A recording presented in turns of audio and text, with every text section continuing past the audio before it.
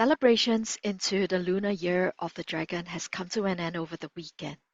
And based on reported consumption and spending trends during the official 8-day holiday period, it appears that there's been a shift in expenditures towards travel and leisure activities from discretionary goods.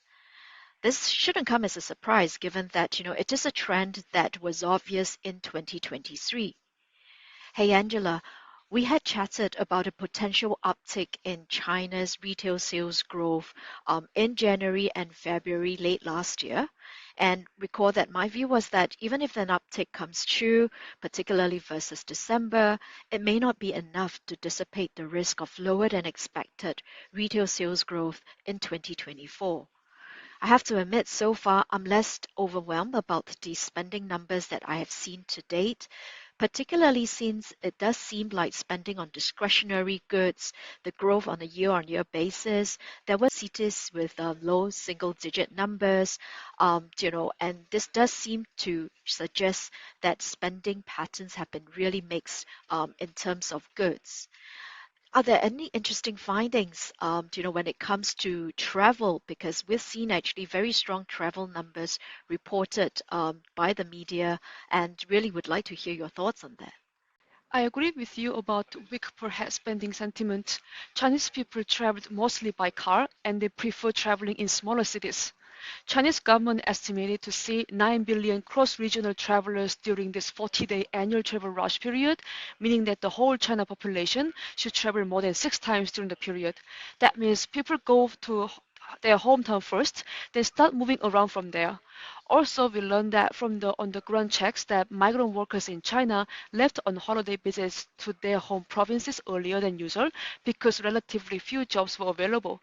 So the holiday travelers might have stayed and spent mostly in rural areas or low-tier cities at the expense of consumption in big cities. Coming to implication on company fundamentals, most companies I cover are chain operators, and their penetration in low-tier cities is low. So I feel that most beneficiaries from this travel rush are standalone hotels and small restaurants in low-tier cities, and maybe online travel agencies like Trip.com providing hotel booking services in small cities might have been like beneficiaries. Well, you mentioned online travel agencies like Trip.com, and we definitely, should also consider Meituan and Alibaba as potential beneficiaries because they are also exposed on the online travel agency side.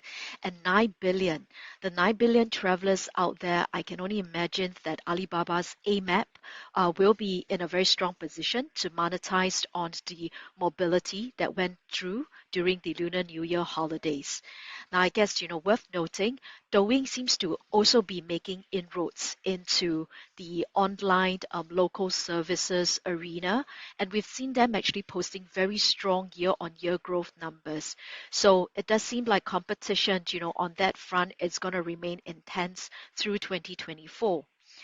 So I guess, Angela, I have to ask this given that, there's been so much buzz on the social media about ski trips to northern China.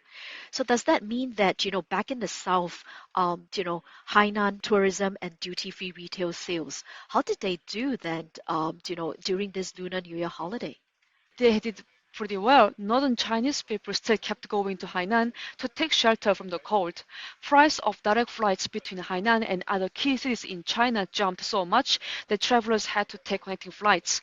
Hainan numbers were impressive. Duty-free sales in the island during the holiday jumped by 60% from the holiday last year. Perhaps spending dropped 16%, but it is kind of in line with the current trend that people are more cautious in opening their wallet. Yet, 90% jump of number of shoppers is an encouraging sign that people are still eager to travel. We definitely should touch on Macau, given that it is one of the popular spots for China's outbound tourism too. Anything that you observed on Macau during the holidays?